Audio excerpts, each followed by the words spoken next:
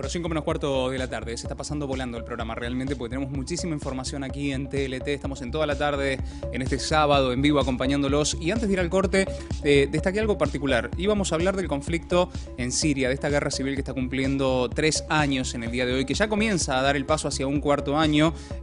Cumplió 3 de conflicto, de situación terrible que se está viviendo allí. Vamos a hablar sobre esto porque realmente la situación es muy grave. Estamos hablando de seres humanos que están atravesando esta situación. Más de 200.000 personas que perdieron la vida. Hoy nos visita Ubay Hattashi, que es miembro integrante del Consejo Sirio en los Estados Unidos, para tratar de entender un poco más lo que está sucediendo en Siria, cómo comenzó, cómo de un conflicto chiquito se terminó haciendo algo realmente importantísimo a nivel mundial, uno de los conflictos más importantes a nivel mundial en el día de hoy. Ubay, gracias por visitarnos, gracias por venir.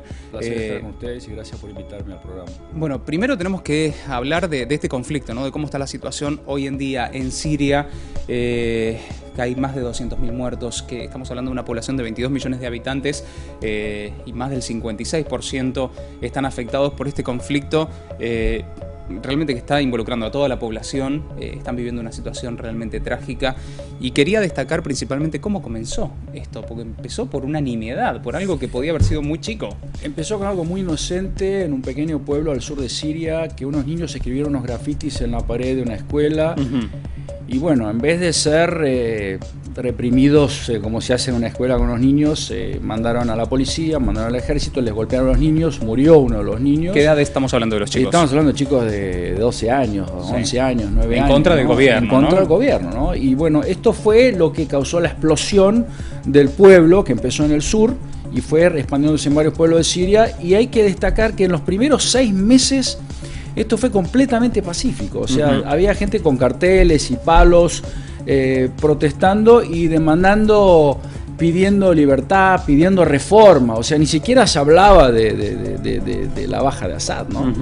Y el derecho a manifestarse, ni más ni menos. Manifestarse para mejora, claro, para reforma, para más trabajo, y Assad atacó.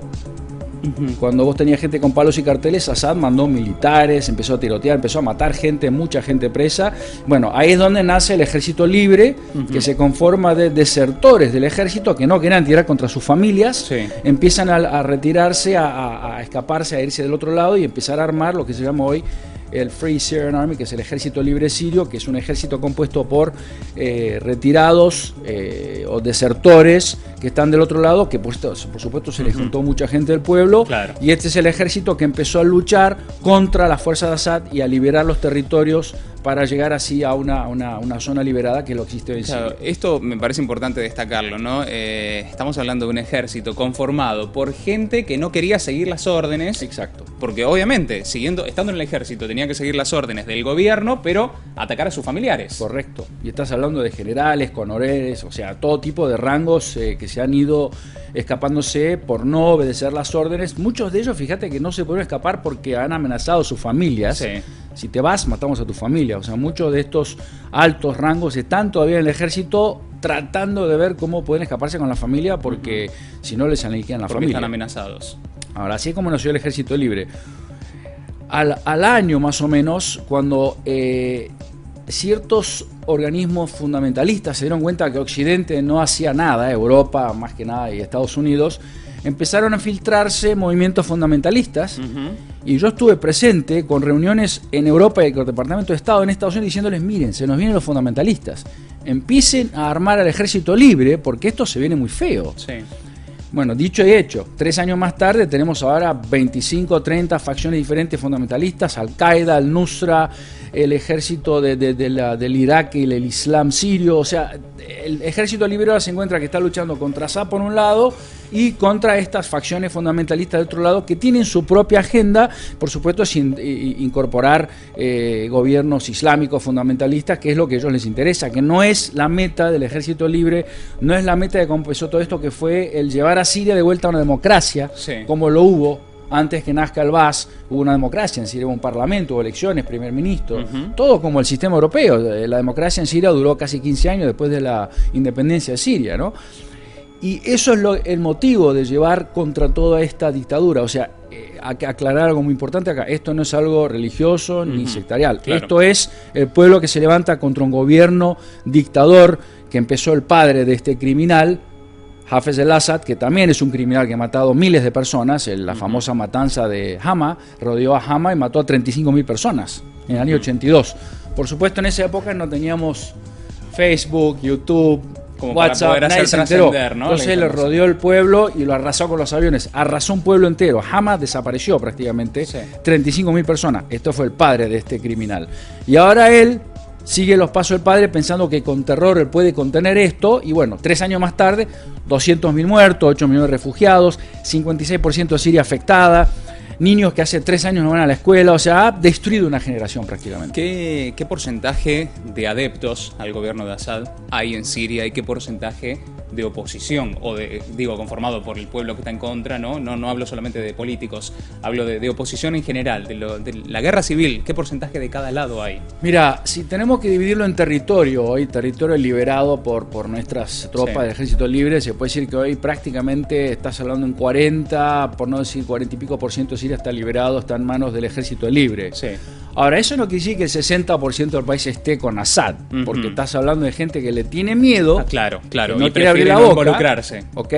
Y la gente que está alineada para no ligar el golpe, con mucha gente que está en Damasco. Damasco, por ejemplo, es una ciudad que está en contra de Assad, pero mucha gente no quiere abrir la boca para no ligar un golpe y quedar así encarcelada, torturada. Ustedes vieron las fotos del fotógrafo que se le escapó al ejército Assad, un fotógrafo llevó 55.000 fotos, donde aparecieron los 11.000 torturados, peor que Auschwitz, o sea, peor que los campamentos de Auschwitz, una cosa asquerosa. Terrible. Gente con los miembros cortados, cabeza cortada, muerta de hambre, torturada, o sea, 11.000 de esos que fueron encontrados supuestamente en las cárceles de Assad. Ahora, a ese tipo de niveles. Viéndolo a 3 años del comienzo de un conflicto que en realidad fue un conflicto simple, algo que, o sea, una manifestación en contra, pero hecha por chicos de 12, 14 años.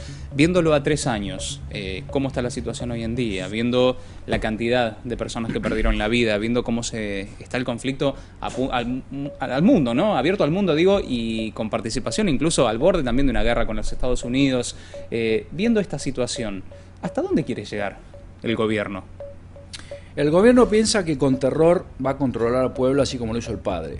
El gobierno sigue tirando las famosas bombas barriles que destruyen los edificios enteros y matando gente día y noche con su artillería, con sus helicópteros, sus aviones. No olvidemos que el gobierno tiene apoyo directo hoy de Irán. Hay 4.800, casi 5.000 tropas iraníes elite que están ayudando al gobierno. Y no nos olvidemos de que Hezbollah del Líbano ya tiene más de 18.000 soldados, y estos son realmente gente que son peleadores, son guerreros, no son.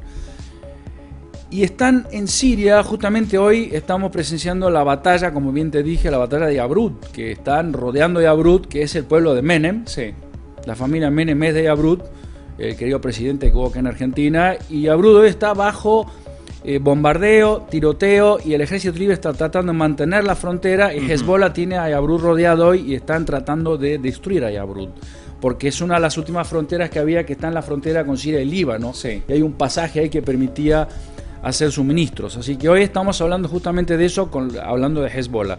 Por supuesto, al resto del territorio hay muchas batallas en varias partes de Siria. Aquí quiere llegar el gobierno.